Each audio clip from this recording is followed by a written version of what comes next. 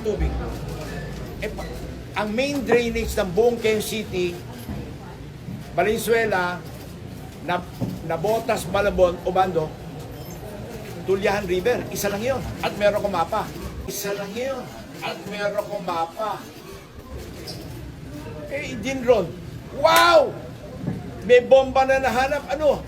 Tinakpan pala yung Tulyahan River ng ilog. Tinakpan pala yung Tulyahan River ng ilog. Nilagyan, ito yung ilog. Nilagyan mo na ng zip file. Di ba sikip na? Tapos tinayuan. Ginawang parang karsada. Ginawang housing.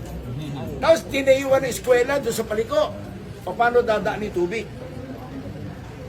Nung tinawag sa akin nung nagdodrone, hindi ka ako totoo yan, bawal yan. Oo, totoo yan. Oy, kunan nyo ng ebidensya, video nyo. Niliparan ng helicopter kahapon. May kompletong video yan. More than 1 kilometer na tinakpan. Pareha, hindi 10 meters ha. More than 1 kilometers na tinakpan at niliitan yung Tulyahan River. Nakalimutan nila yung Tulyahan River. Ito yung drainage ng La Mesa Dam.